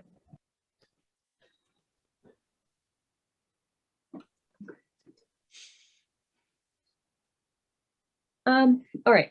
So Lori, would you like to talk about the data that you sent over earlier today? Yeah, so the first, just like 2 or 3 pages is really all. I ended up sending you the full document that I got this morning in our Government Affairs meeting, which was held at our board of realtors. And so the last 2 pages are really just telling us where the state association was in reference to different bills that have gone before the House. But the first 3 pages, is Joan still on? Jody, She's- I'm right here. okay, did you get that document, Joan? Hang on. Did I say that again? Jody, did Joan get the document? Yes, with the Okay. charts? Yes. Yes. So what caught my eye on this was, well, first of all, I know about several court cases that are going on right now in this area with tenants from Townsend. Yep. And it galls me to no end because because of the moratorium that has been extended. And then Chaz can speak to the mortgage part of it. And basically there is no pity here for landlords whatsoever. And we're like in our second year of basically deferred payments to landlords. I thought it was interesting that it showed, well, you can see what the percentages are. The landlords are at the end of the line, and pro-defendants, being the tenants, are totally supported by the courts. They don't all deserve to be. I can tell you that firsthand. They don't deserve to be. There are people who do, and you can see by the second page, the money that has, I don't know how long it took to get this money out, but the amount of people that were served and the amount of money that went out. And this was just for, it's May. It's very light on here. Okay, January, Yeah. February, March, April, May, and June. And it shows Raft being the giver, you know, of the funds. I still don't know, like, how long it takes to get all this money out. I see I see ERAP has really had more activity now in the April, May, and June. So quite a bit of money has gone out. Do you know, Joan, in all of these programs, the money is not, tell me that the money is not given to the tenant, that the money goes directly to the landlord. Oh, yes, it does. Okay. I will tell you this, however, we of our COVID cares money, the 100,000, we've only our grant manager has only paid out $35,000. And the applications have just dried up. Yeah, I think that and I hate to say this, but in some cases, I think that the tenants that are not paying the rent are not willing to do the work to fill out the application. This program has been out there. I give it to tenants who are having a problem and they don't apply. It is, I mean, nationally, all of the newspapers are writing that nationally, the amounts of money being offered to people and the amounts that are actually ending up helping people, there's so much money sitting there and people it's not being accessed for whatever reason. There's so much money that the states are not spending. Well, I know that the people that are working on the programs get paid. And they're also paid by tax dollars. They're not nonprofits. They're hired by the government to work these programs. You mean the grant administrators? Yes. Yeah, they get 10% of what they pay out. Our grant administrator does. Yeah, but I don't know if that's true all around the country. No, it depends on what you're contracted for. So to me, it's disheartening anyway. I suppose if I wasn't in the industry and seeing what I see, I wouldn't know any better. But it is very disheartening to me to see so many people who work hard, pay their taxes, do all the right thing, and they are getting the short end of the stick, not the people that are sitting home and not paying their rent. I hear both ends, Lori, on this. I know of individuals who have been trying, and it's almost like they're having to jump through hoops through RAF programs. They want a copy of this and they want a copy of that, and I do understand that the process is difficult. On the other end, if this funding is there, the funding is for the landlords. The funding is not for the individual per se. And the money is earmarked for the landlord. The landlord is the one that's been out, all this money. Right, exactly. And if what we have seen, maybe you've seen some of this too, especially people who did not, for whatever reason, end up with some mental issues, during COVID, and turn to drugs or turn to legal weed, whether they buy it legally or not, who knows, and have decided that that's their answer to their life now, and everybody else just has to pay for it.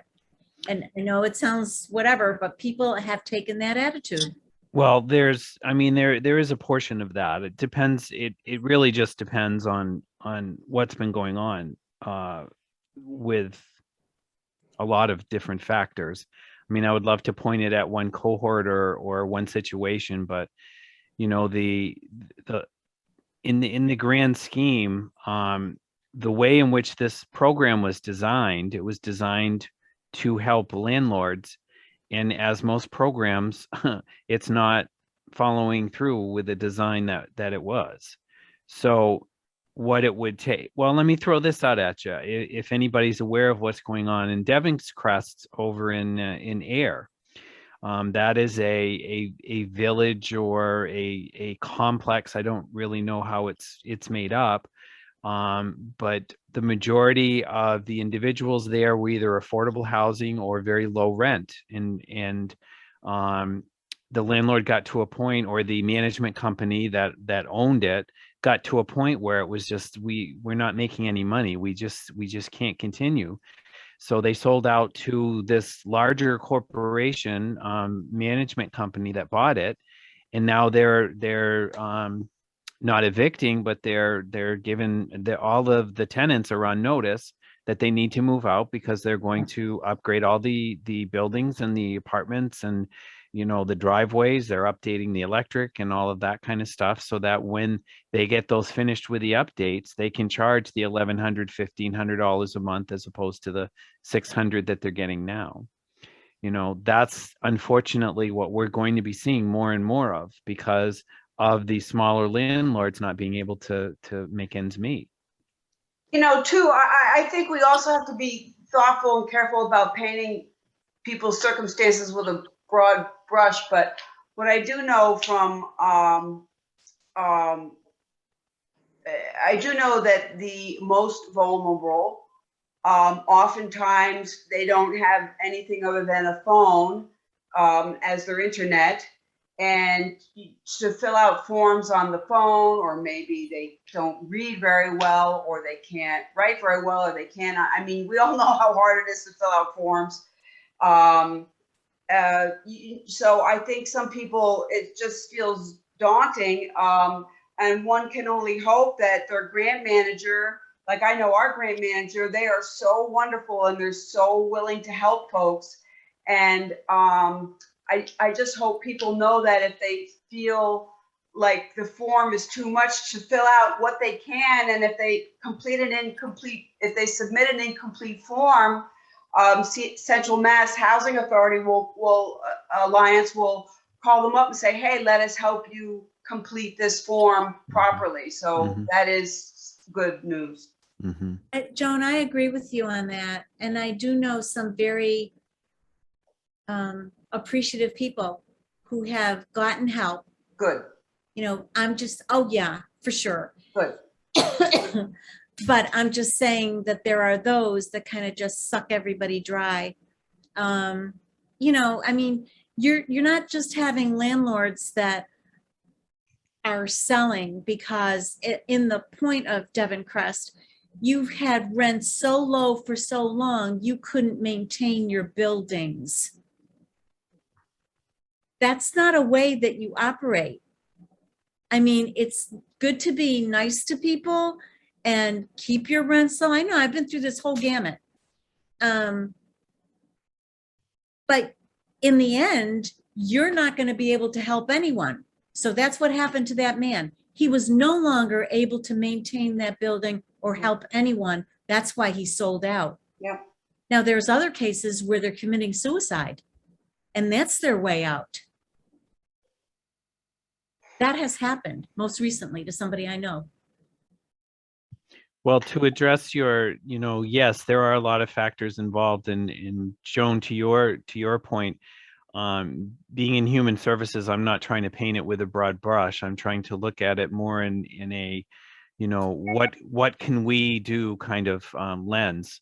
What are we able to do? Because Lori is presenting the facts to us, and I'm trying to figure out how we fit into that. What can we do to kind of help out this process? I can say that I have family members that have tried to get raft, and it's been 4 months, 5 months for them to be able to even get to a point where they're being considered. And the landlords are not going to be waiting that long. Chaz, and I think this goes to something we've discussed before. There are and we've discussed it with Sheila Harrington, there are so few grant managers out there. It's amazing, the small pool, and that is a problem. That's a tremendous problem. And I don't understand if there's so much money, why the government then isn't also using some of that money to train people to be grant managers. Yeah. To get the dough out there. I mean, that's a good point. And I know that Sheila brought it up to us in our last meeting that's what they're seeing. The state is seeing that on many levels, not just in housing, but in other sectors as well. Yeah.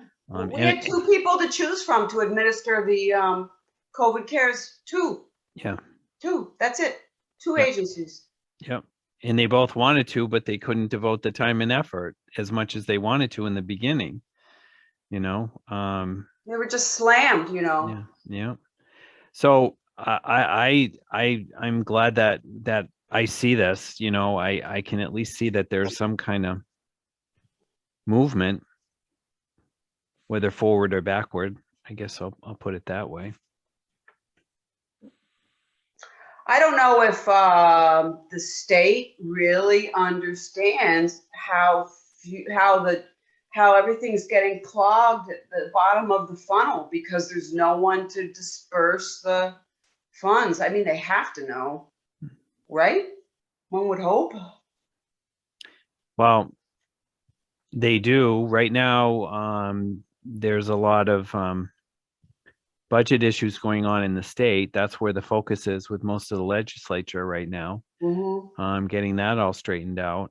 And that's the unfortunate thing, that things like this kind of fall by the wayside. Once the feds figure out what they're doing, and then the states know what they're going to be getting, and they'll see if that fits it in their budget, and then they can move forward. This is something I know that Devon's Crest is something that Sheila's been working on, and Sheila and I have been talking in regards to what we can do, for our community. We need people to come and apply for it. They need to come out and they need to apply. And if they need help, we will find the help. We have done it on several occasions, as much as we can possibly do, Joan, and then move forward from there.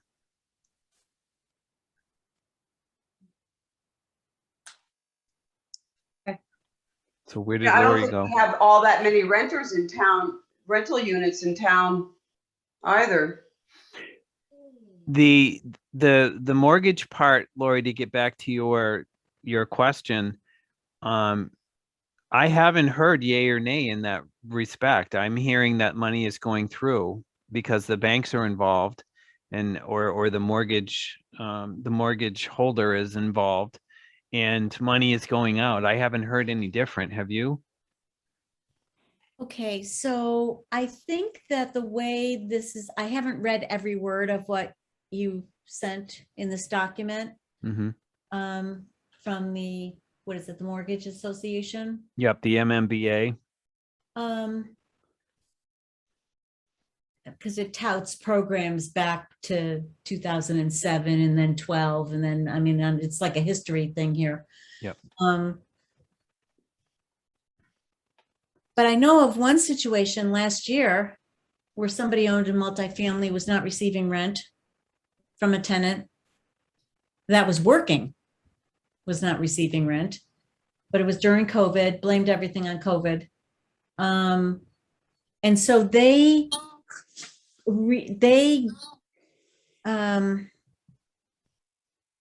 skipped a few months and it got put to the end of their loan. But in the meantime, their property was on the market.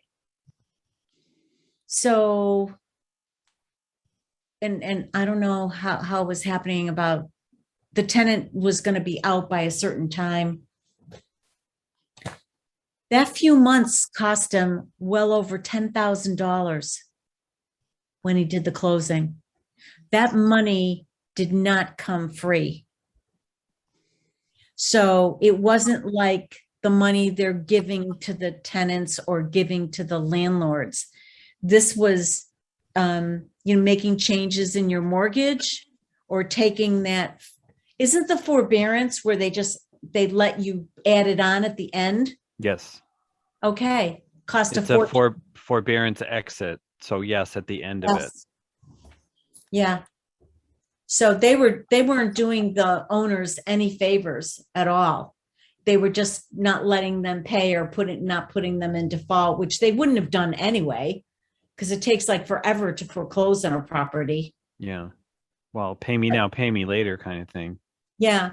But Yeah. you pay more when I don't think he realized how much it was going to cost him at the end. I mean, they ended up with it was close to $15,000 less than what they expected to make on the sale of the property. And we got more than we thought we would get. So I don't know what this means, this document. So I think we should talk about it at a later date then, because it is a lot of information and I just got this from Sheila from the Massachusetts Mortgage Bankers Association. I will take a look at it because, probably not tonight, but I will take a look at it because what we were talking about this morning in government affairs, and brought this up, nobody had anything to say about the banking side. Right. And we have a banker who's on that committee. So maybe I'll forward this and see what his side of it is, what the banks are actually doing to help landlords. I know today they were saying they knew of one guy in Fitchburg who was definitely going to lose 2 of his buildings. Granted, they're probably in the lower, maybe the higher crime scene areas. But he's going to end up losing 2 buildings, multifamily buildings. What struck me the most on this, this goes into what you were saying with the forbearance.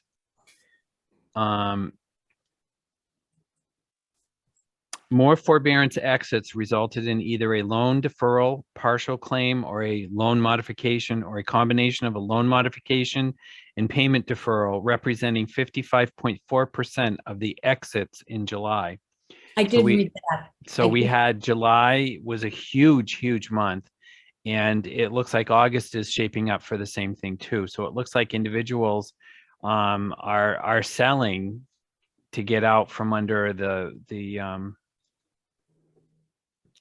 get out from under their mortgages. Yeah, they're selling, or were they refinancing or renegotiating their loan?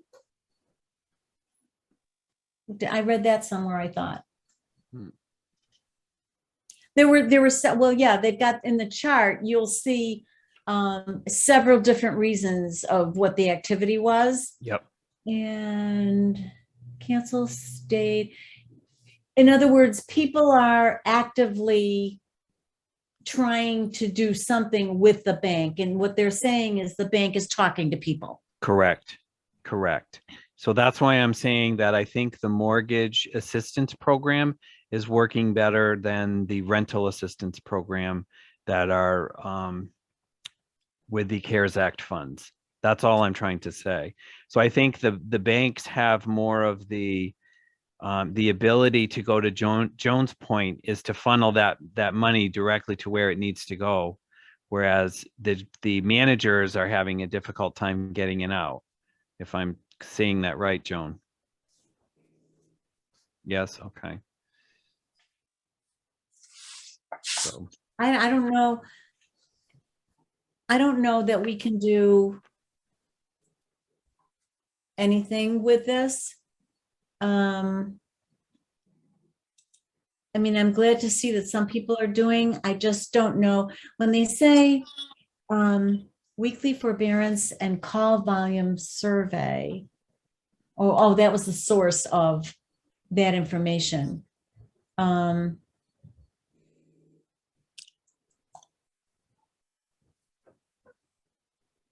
I hope that the only thing I can say, because of that one experience anyway, I hope that when people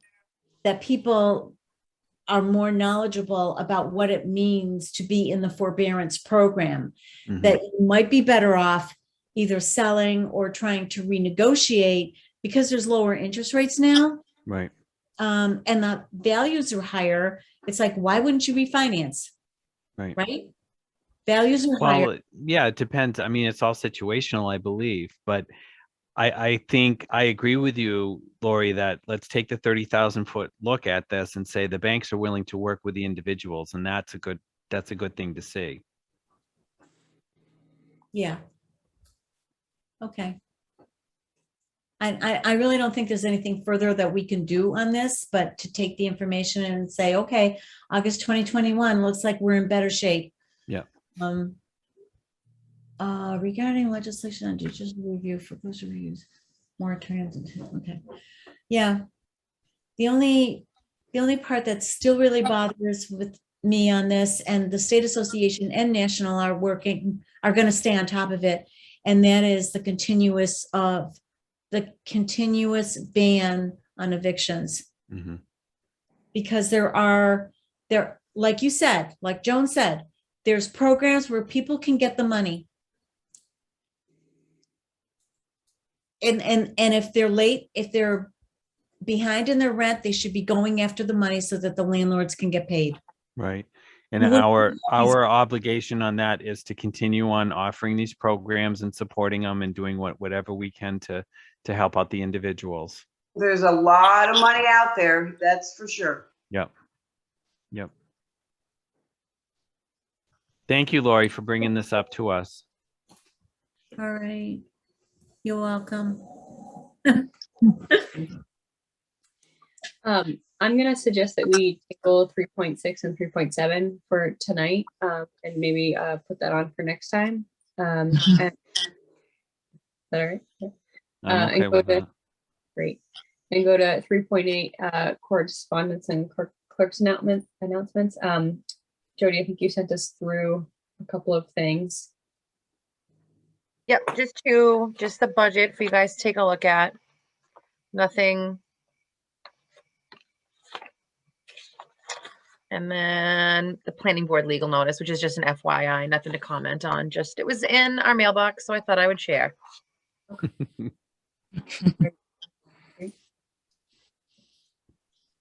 And the budget looks pretty good, right? Haven't spent too much still. Nothing, just me, and I'm under budget. You're welcome. No. I don't know how you are right now with all the questions. I will make a motion that we accept the budget report from Jody. I second that. Great. Roll call vote, please. Natalie Call, yes. Laura Schifrin, yes. Chaz Sexton Duranian, yes. And Courtney Brill, yes. Okay. And 3.9, meeting minutes from 7/22.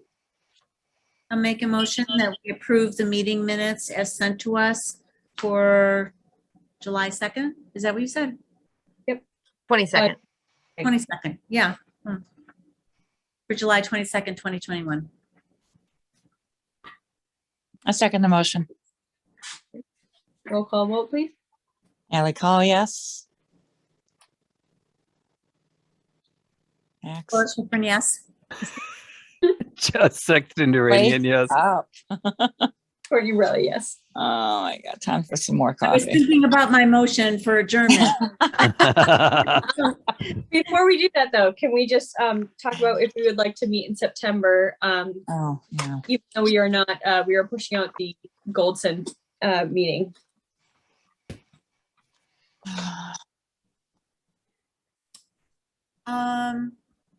Maybe on the 19th.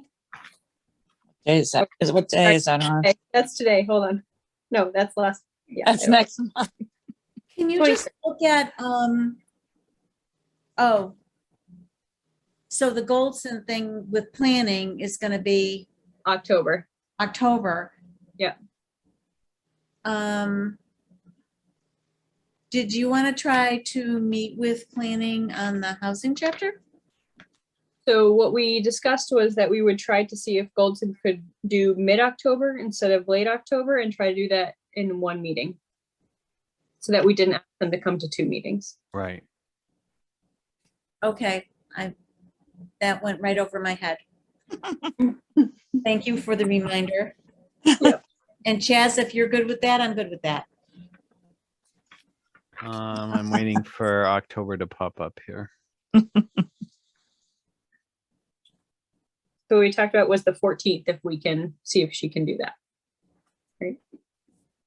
Yeah, I'm good with that. So would you like to meet at all before October 14th? Since that's, Not if we don't have to.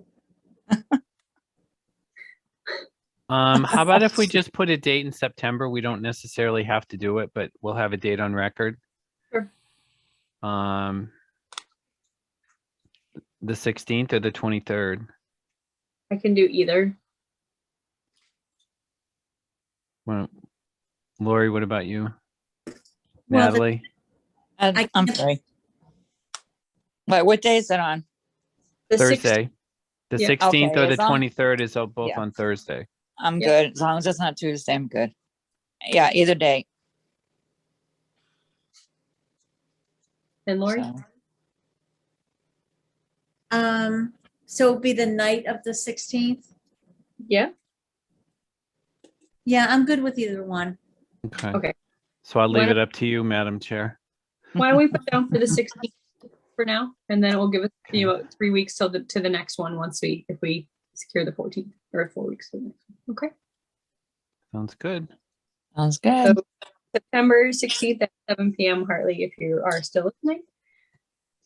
And I will email you or email TCAM or Jody will email TCAM because I Thank you. forget. Just let TCAM know and they'll let me know and all will Yeah. be well with the world. Oh, man, I heard that. Okay. Okay, sounds good. Come on, Laurie. Okay, Madam Chair, Yes. we'll make a motion to adjourn this meeting at 9:04 PM. Oh, jeez. I second the motion. Great. Roll call. Natalie Call, yes. Laura Schifrin, yes. Chaz Sexton Duranian, yes. And Courtney. Thank you, everyone. All right. Thank you. you. Take care. Hartley. Have a good night. Bye. Thank you, Hartley. Bye, Hartley.